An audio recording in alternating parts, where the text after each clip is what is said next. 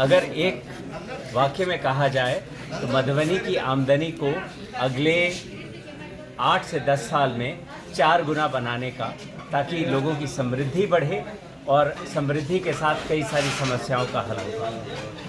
1 लाख रुपए प्रति व्यक्ति आमदनी तक मधुबनी की जनता को ले जाना है और ये मेरा सबसे बड़ा विजन है। और इसके लिए कई सारे कार्यक्रम हैं जिस पे काम चल रहा है और विस्तार से भी काम चलेगा जिस समय मैं यहाँ से सांसद बन के जाऊँ। कृषि आधारित जिला है, यहाँ पर कृषि के लिए क्या सब करेंगे? यहाँ पर कृषि जो है 2-3 बड़ी समस्याएं हैं। पहली बड़ी समस्या है कि यहाँ पे बहुत सारा क्षेत्र, कृषि का जो क्षेत्र है वो जलमग्न रहता है।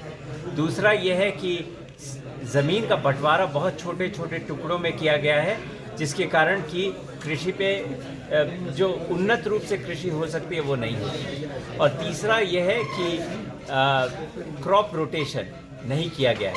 तो इन 3 चीज़ों पे फोकस रहेगा जिससे कि कृषि और कृषकों की आमदनी बढ़े।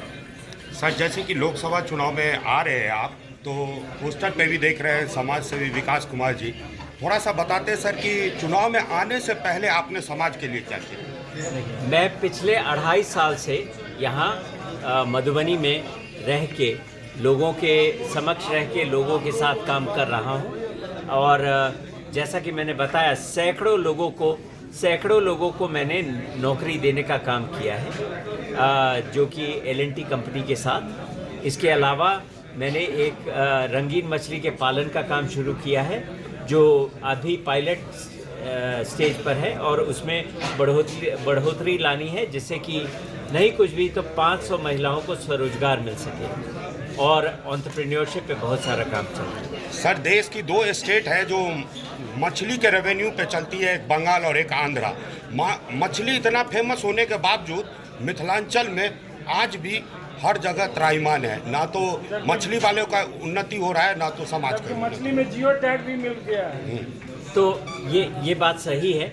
अब इसमें कुछ सरकारी तंत्र की समस्याएं हैं, जैसे खाने वाली मछलियां जो हैं वहाँ पोखर की बोली लगती है हर साल, और यहाँ पे कुछ लोगों को ये पोखर का कॉन्ट्रैक्ट मिलता है मछली मारने का, जिसके कारण इस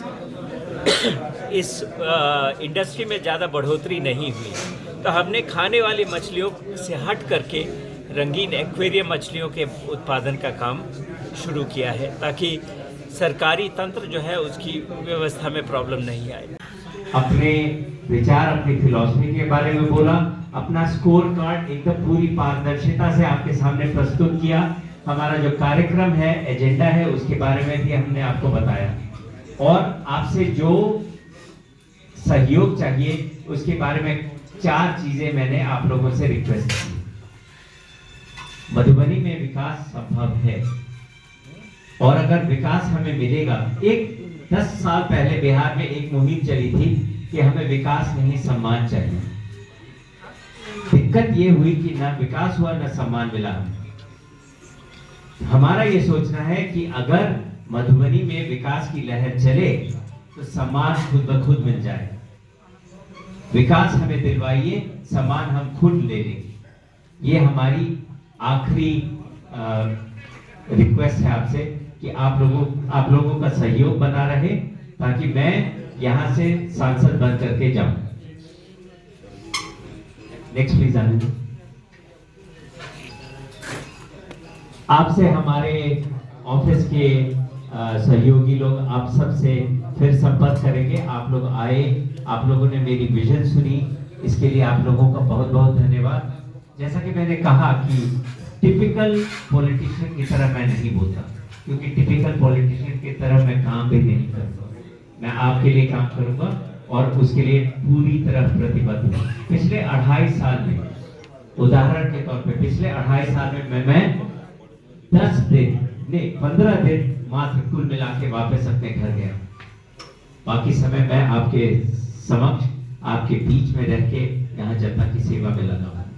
आप सब ने मेरी बात सुनी, इसके लिए बहुत बहुत धन्यवाद। आप सबका हृदय से नमन। Thank you.